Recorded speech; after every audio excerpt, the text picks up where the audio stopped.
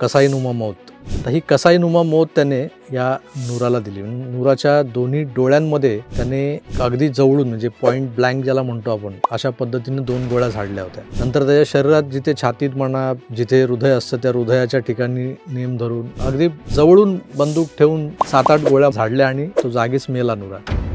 आता नूराचा मृतदेह दाऊदकडे पाठवण्याची व्यवस्था करायची होती. 3 दिवस नूरा गायब होता. दाऊदचे सगळे गुरगे शोधत होते आणि ज्या पद्धतीने हल्ला झाला होता कळलं की रेहमान बलोचने त्याला पळवलंय, अपहरण झालं. दाऊद निगोशिएशन करायला निघाला होता, पण त्यापूर्वीच 2 गाढवांच्या गाडीत या नूराचा मृतदेह टाकून तो दाऊदपर्यंत पोहोचवला गेला होता. दाऊद इब्राहिम जो पाकिस्तानचा सरगना मानला जातो आजही, किंवा तो पाकिस्तान चालवतोय, पाकिस्तानचं लष्कर चालवतोय, ISIला हँडल करतोय, त्याचा भाऊ नूरा, त्याला या रेहमान बलोचने अशी कसाईनुमा मौत दिली होती.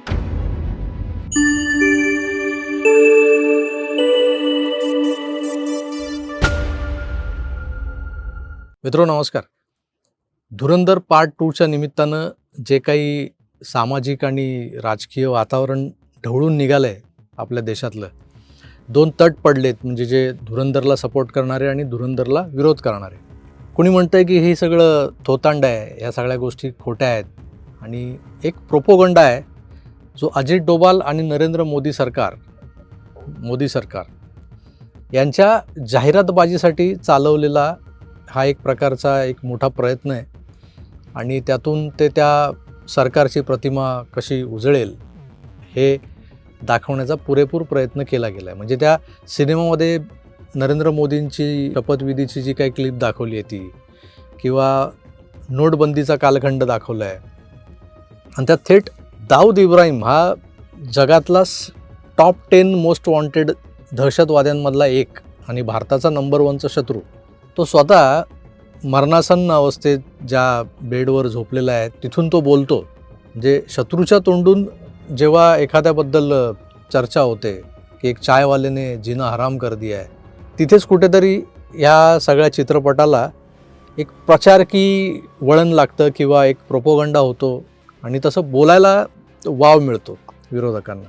आता जिथं या सिनेमात दाऊद इब्राहिम दिसतो आपल्याला, तिथं तुम्हाला एक गोष्ट लक्षात घेतली पाहिजे की आपण धुरंधर पार्ट 1 जेव्हा येऊन गेला 3 महिन्यांपूर्वी, तेव्हा ते रेहमान बलोच, उझैर बलोच आणि ही सगळी जी गँग आहे त्या अंगानं हा सिनेमा सुरू झाला होता. रणवीर सिंगकडे पहिल्या भागात तेवढं लक्ष गेलं नसेल तेवढं त्या रेहमान बलोचच्या कॅरेक्टरमधल्या अक्षय खन्नानं बाजी मारली, भाव खाऊन गेला, हे आपण सगळं अनुभवलेलं आहे. त्या तुलनेत म्हणजे रेहमान बलोच, ज्याला रेहमान डकेतही म्हणायचे, आणि ती काय लियारी हे जे काही छोटंसं शहर आहे कराचीतलं, त्या शहरावर असलेलं अंडरवर्ल्डचं सावट किंवा त्यांचं राज्य गुन्हेगारी टोळ्यांचं, आणि त्यात हा रेहमान बलोच आणि त्याची जी गँग होती, मग रेहमान बलोच नंतर उझैर बलोच आला, हे सगळं आपण त्या पार्ट 1मध्ये वगैरे सगळं पाहिलं आहे. पार्ट 2मध्ये बऱ्यापैकी पुढचा कालखंड आहे तो दाखवला गेला आहे. आता तिथे कुठेच प्रत्यक्षात या सगळ्या सिनेमाचा आणि वास्तवाचा काही संबंध आहे का असं जर शोधायला गेलं तर कुठेच ते असं ते जस्सी उर्फ तो जो हमजा अली मजारी दाखवला आहे, भारतीय एजंट, असा कोणी एजंट लियारीमध्ये होता आणि त्याने मग लियारीच्या गुन्हेगारी जगतावर आपली पकड बसवली, हे कुठेच दिसत नाही आहे. म्हणजे तसं काही कुठे इतिहासात नोंद नाही आहे. मग दाऊद इब्राहिम हे पात्र जे बडेसाहबच्या रूपानं ह्या दुसऱ्या भागात आलं आहे, त्यामुळं या सगळ्या रेहमान बलोच, उझैर बलोच आणि इतर जी मंडळी आहेत, इलियास काश्मीरी आणि तो इद्रिस वगैरे, या सगळ्यांबद्दल आपण बोलणार आहोत. मी तुम्हाला म्हणालो होतो की आपण एक व्यक्तिरेखांवर आपण एक एपिसोड करायचं ठरवलं आहे. पण त्याआधी सगळ्यात मला बोलावंसं वाटतंय दाऊद आणि दाऊदचं जे काही कुटुंबीय जे इथून पळालं, ते आधी गेलं दुबईला, दुबई मार्गे ते पाकिस्तानात जाऊन सेटल झाले आणि त्यांना दुबई फार काळ रास आली नाही, कारण दुबई हे काही त्यांच्यासाठी तसं सुरक्षित असं शहर नव्हतं. त्यांना खरी पनाह जी मिळणार होती ती पाकिस्तानमध्येच मिळणार होती, कारण त्यांचे सगळे बोलविते धनी, ते जे काही पपेटियर होते, जे ह्या बोलक्या भावल्या नाचवत होते भारतातल्या, ते सगळे पाकिस्तानात बसले होते आणि ते सगळे ISIवाले होते. आता या ISIनं दाऊदला तिथं शरण दिली असं म्हणतात, पण खऱ्या अर्थानं दाऊदचं जे साम्राज्य आहे तिथलं, ते बघतात दाऊदच पाकिस्तान चालवतोय की काय अशी शंका कोणाच्याही मनात येईल अशी परिस्थिती तिथे दिसते आपल्याला. कारण ISI असो, लष्कर असो, पाकिस्तानी राजकारणी असो, अगदी या रहमान डकेत किंवा उझैर बलोचसारखे जे काही गुंड होते तिकडचे अंडरवर्ल्डचे, त्यांनाही एक प्रकारे दाऊद इब्राहिम आणि त्याची जी फॅमिली, त्याची टोळी, त्याचं साम्राज्य यांच्यापासून असुरक्षिततेची भावना म्हणा किंवा टरकून राहावं लागत होतं. हा एक भारतीय मुसलमान जो पाकिस्तानात जाऊन आता सेटल झाला, तोच एक प्रकारे पाकिस्तान चालवतो आहे.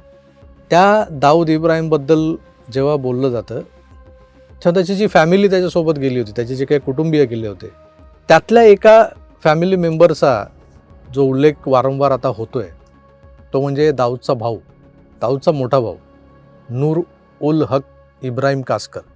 त्याला नूरा म्हणायचे, नूरा कासकर. तर हा म्हणे दाऊदपेक्षाही थोडासा माथेफिरू टाईपचा खतरनाक वगैरे होता. पण त्याचं एक वेगळं अंग होतं की त्याला शेरोशायरी करणं, गाणी लिहिणं, हिंदी सिनेमात जशी गाणी असतात तशी यमक जुळवून गाणी लिहिणं याचा शौक होता. आणि कसं आहे की बॉलिवूडवर सगळं राज्य जे आहे ते या अंडरवर्ल्डवाल्यांचंच होतं, दाऊदचंच होतं. तर बॉलिवूडच्या कित्येक सिनेमांमध्ये या नूराची गाणी एका वेगळ्याच नावाने खपवली गेली होती.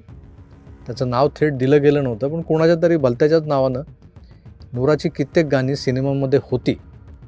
त्यातली काही गाणी तुम्ही आम्ही सगळ्यांनी ऐकलेली आहेत. तर हा असा जो नूरा होता तो 1 एप्रिल 2009 साली बातमी आली की तो हार्ट अटॅक आला आणि हार्ट अटॅकने गेला. म्हणजे त्याला सवय होती, तो दुपारी जेवला की 2 ते 5 वामकुक्षी घ्यायचा, म्हणजे एक झोप काढायचा. असाच एके दिवशी म्हणजे एप्रिल 2009मध्ये तो झोपला होता. 5 वाजता त्याला उठवायला त्याचे कुटुंबीय कोणीतरी गेलं, तर तो काय उठलाच नाही. आणि मग नंतर कळालं की झोपेतच त्याला हार्ट अटॅक आला आणि त्यात तो गेला. तर ही बातमी भारतात रीतसर आली. मी तुम्हाला ती बातमी दाखवतो, एका वेब पोर्टलवरती बातमी आहे. आणि या बातमीला आपण खरं मानून बसलो इतके दिवस. पण आता जेव्हा धुरंधरच्या निमित्तानं हा सगळा इतिहास ढवळला जातो आहे, खंगाळला जातो आहे, तेव्हा या नूराची जी काही मौत ज्याला म्हणू आपण, ज्याला नूराचं जे काही जे चॅप्टर आहे तो कसा संपला. कारण तो इक्बाल कासकर जो आहे तो तर भारतात आला आणि मग तो सरेंडर झाला, त्याला शिक्षाही झाली, मग तो जामिनावर सुटला, परत आत गेला, असं सगळं चालू आहे. पण नूराची जी कहाणी होती ना, की नूरा आणि अनीस हे 2 भाऊ दाऊदचे, हे दाऊदचा सगळा धंदा जो होता स्मगलिंगचा, अंमली पदार्थांचा आणि इतर सगळ्या गोष्टींचा, खंडणीचा, विशेषतः खंडणी मागण्यामध्ये नूराचा हात कोणी धरू शकत नव्हतं. आणि तो मग बॉलिवूडच्या काही प्रोड्युसर डायरेक्टरना फोन करायचा, काही ॲक्टर ॲक्ट्रेसना फोन करायचा. ह्या मंडळींना घाबरून आपलं हे जे बॉलिवूड होतं ना, ते दाऊदच्या दिमतीला तिकडे दुबईला हजर व्हायचं. शारजामध्ये मॅचेस व्हायच्या क्रिकेटच्या, त्या मॅचेस बघायला ह्या आपली अख्खी बॉलिवूडी मंडळी तिथे हजर असायची. आता त्यानंतर व्हायचं काय की दाऊद किंवा नूरा किंवा अनीस यांनी काही बॉलिवूडमधल्या हिरोईन्सवर बोट ठेवलेलं असायचं आणि ते संबंधितांकडून ते पोचवलेलं असायचं की ही माझी चॉईस आहे. आता शारजातल्या मॅचेस म्हणून हे सगळे तिकडे गेलेत किंवा दाऊदने एखादी पार्टी आयोजित केली आहे दुबईत, त्या पार्टीत सहभागी व्हायला गेलेत, हे एक निमित्त असायचं.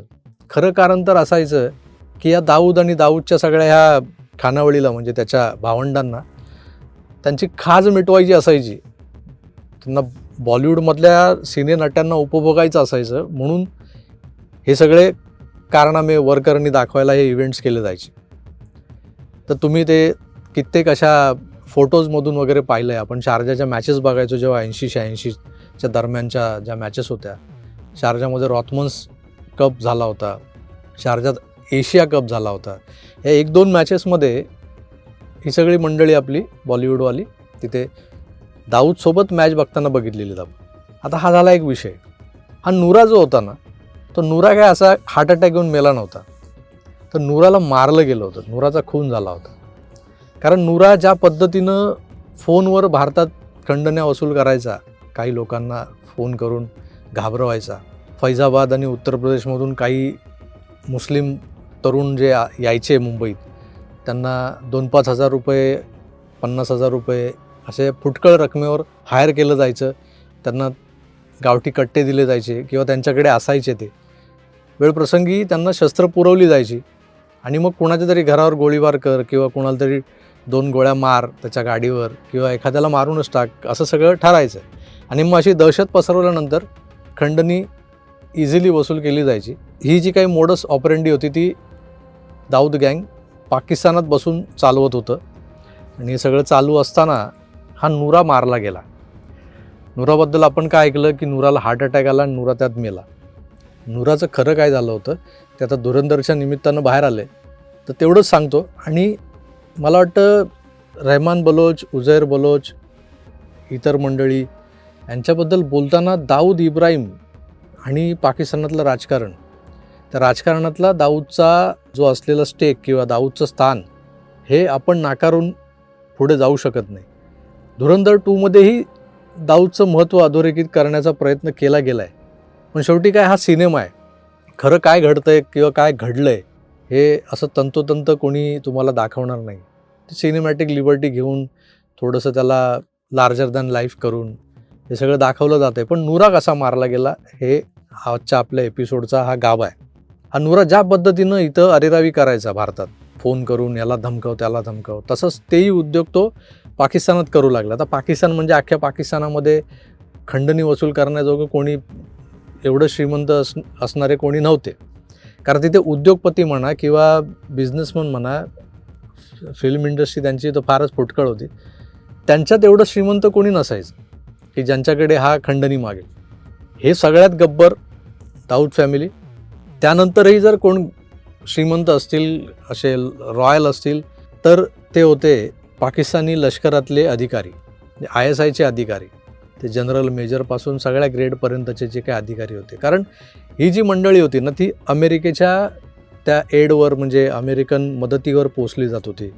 अमेरिकेकडून येणारं अनुदान जे होतं ते हे हापापाचा माल गपापा व्हायचा. काही शस्त्रास्त्र कंपन्यांशी यांच्या डील व्हायच्या.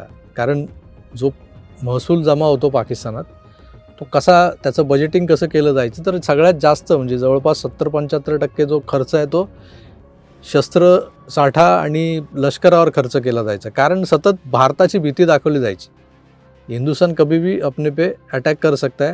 आणि ह्या फक्त 1-2 ओळींच्या भीतीमुळे तिथं त्यांना लष्कराला सामर्थ्यशाली बनवण्याचं ते एक कारण मिळालं होतं. आणि त्यातून मग त्या सगळ्या डील्स व्हायच्या, ते जे पैसे यायचे त्यातून हे सगळे गब्बर झालेले. आता हा जो क्लिफ्टन भाग जो आहे पाकिस्तानमधला, तिथं लष्करी कॅन्टोन्मेंट बोर्ड आहे, तिथे लष्करी अधिकाऱ्यांची वसाहत आहे फार मोठी. भारतातल्या राजवाड्यांना तोंडात मारतील अशा आलिशान महल ज्यांना म्हणू शकतो अशा बंगल्यांमध्ये ही सगळी ISIवाली मंडळी राहतात. तिकडे गडगंज संपत्ती आहे. बंगले एवढे मोठे प्रचंड आहेत की तिथं आतमध्ये कित्येक एकर पसरलेल्या त्यांच्या बागा आहेत. त्या बागांमध्ये स्विमिंग पूल आहेत, प्रायव्हेट पूल्स आहेत, त्यांचं प्रायव्हेट हेलिपॅड आहे. असं सगळा तामझाम आहे या लोकांचा. आता ह्यांच्याकडे हा नूरा खंडणी मागू शकत नव्हता. हे उलटेच 2 गोळ्या ह्याच्याच पार्श्वभागात घातल्या असं त्यांनी. त्यांच्याच मेहरबानीने लोक तिकडे सेटल झाले होते. मग हा नूरा काय करत होता, तर नूरा तिथे काही व्यावसायिकांना हेरत होता की बऱ्यापैकी पैसा आहे, जागा आहे, जमीन आहे. अशीच मोठी जमीन कराची शहरामध्ये ज्या माणसाच्या नावावर होती अशा माणसाला नूराने फोन केला की तिची काही जमीन आहे ती मला हवी आहे. बरं हवी आहे तर तो माणूस डील करायला तयार झाला की बाबा बाजारभावाप्रमाणे एवढी किंमत आहे, ही दे मला आणि घेऊन जा. तर तेही नाही. समोरासमोर बसल्यानंतर त्या नूरानं तिथं आपली अवकात दाखवली, म्हणजे मी किती मोठा भाई आहे हे दाखवलं आणि मला सगळं फुकटात हवं आहे, काय बाकी समजायचं ते तू समज. आणि ते नाही म्हटल्यानंतर त्याला धमकावलं, मारहाण केली आणि तो निघून गेला. त्यानंतर नूराच्या माणसांचा त्या बिझनेसमनला सातत्यानं फोन यायला लागला, कधी सोडतोय जागा. आता हा जो काही बिझनेसमन होता तो गेला उझैर बलोचकडे, म्हणजे या रहमान बलोचच्या भावाकडे. उझैर बलोचशी त्याची जुनी ओळख होती. मग उझैर बलोच हे जे काही प्रकरण आहे ते रहमान बलोचच्या कानावर टाकलं. आणि रहमान बलोचचा खून होण्याच्या आधी, म्हणजे ज्या वर्षी 2009मध्येच त्याचा खून झाला, त्याच्या आधी काही महिन्यांची गोष्ट आहे. हे सगळं प्रकरण घडत होतं जानेवारी-फेब्रुवारीमध्ये आणि एप्रिलमध्ये नूराच्या मृत्यूची बातमी भारतात म्हणजे इंडियन मीडियात आली छापून की त्याला हार्ट अटॅक आला. मार्च-एप्रिलमध्ये नेमकं काय झालं होतं तर रेहमान बलोचने या नूराला त्याचा ताफा जो होता क्लिफ्टनच्या बाहेर पडल्यानंतर त्या वस्तीच्या बाहेर पडल्यानंतर कराची शहरातून एका ठिकाणी असे ते पोचत असताना 7-8 गाड्यांच्या ताफ्यात म्हणजे जिथे या दाऊद गँगमधले सगळे शूटर्स असताना त्या गाड्यांमध्ये त्यांच्यावर हल्ला करून या नूराला त्यांनी पळवला. नूराचं अपहरण झालं आणि त्याला घेऊन ते लियारीतच आले. तर लियारीत आल्यानंतर त्या नूराला रेहमान बलोचनं त्याची जी स्टाईल होती ना की रेहमान बलोच कसाईनुमा मौत, तर ही कसाईनुमा मौत त्याने या नूराला दिली. नूराच्या दोन्ही डोळ्यांमध्ये त्याने अगदी जवळून म्हणजे पॉईंट ब्लँक ज्याला म्हणतो आपण अशा पद्धतीने 2 गोळ्या झाडल्या होत्या. नंतर त्याच्या शरीरात जिथे छातीत म्हणा जिथे हृदय असतं त्या हृदयाच्या ठिकाणी नेम धरून अगदी जवळून बंदूक ठेवून 7-8 गोळ्या झाडल्या आणि तो जागीच मेला नूरा. आता नूराचा मृतदेह दाऊदकडे पाठवण्याची व्यवस्था करायची होती. 3 दिवस नूरा गायब होता. दाऊदचे सगळे गुरगे शोधत होते आणि ज्या पद्धतीने हल्ला झाला होता कळलं की रेहमान बलोचने त्याला पळवलं आहे, अपहरण झालं आहे. दाऊद निगोशिएशन करायला निघाला होता पण त्यापूर्वीच 2 गाढवं बैलगाडीसारखी जशी गाडी असते कार्ट असते त्याला बैल नाही लावले तर गाढव लावले.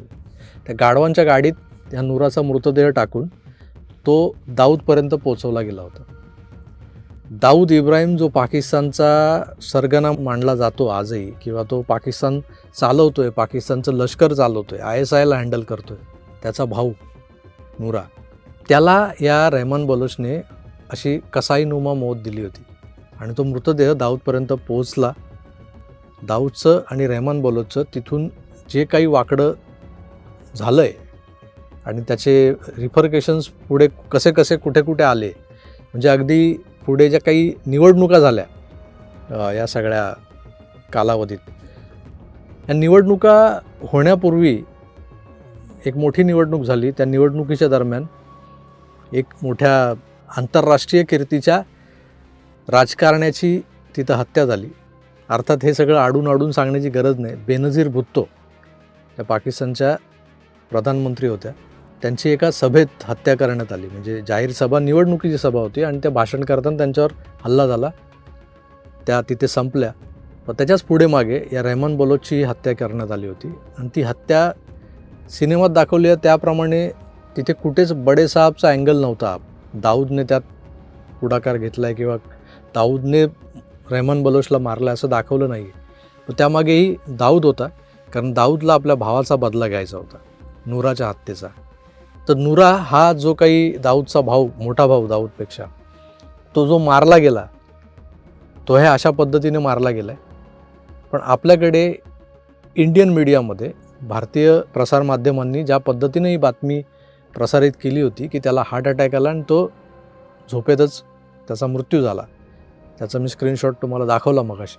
तर एप्रिल 2009ची ही घटना आहे. मार्चच्या शेवटच्या आठवड्यात नूराचा असा दर्दनाक पद्धतीनं अंत झालेला होता आणि तो केला होता रेहमान बलोचनं. आणि याच रेहमान बलोचबरोबर नूराच्या मृत्यूमुळे दाऊद इब्राहिमचं अगदी कट्टर वैर निर्माण झालं आणि मग दाऊदने पुढे जाऊन रेहमान बलोचला कसं संपवला याची एक स्टोरी आहे. ती स्टोरी अनीस अहमद जो दाऊदचा दुसरा भाऊ, तो मग पाकिस्तानात पळून आलेले दाऊदचे जे काही फंटर्स होते, म्हणजे अगदी छोटा शकीलपासून फहीम मचमच, जे लोक पुढे दाऊदची एक्स्टॉर्शनची जी काही लाईन होती ती लाईन चालवू लागले होते, त्यांच्याबद्दलही धुरंधरच्या निमित्तानं आपल्याला बोलायचं आहे. त्यामुळं दाऊद गँग आणि पाकिस्तानातल्या ह्या अंडरवर्ल्डवाल्यांची जी काही नावं आता ह्या सिनेमामुळे आपल्या समोर आली आहे, त्यांचं एकमेकांशी असलेलं जे काही आपसातलं युद्ध होतं, वैर होतं आणि त्या वैरामुळे अगदी हैराण परेशान झालेली ISI किंवा पाकिस्तानी लष्कर यांनी एकेकाळी असाही निर्णय घेतला होता की एकतर दाऊदला तरी ठेवा नाहीतर यांना तरी ठेवा.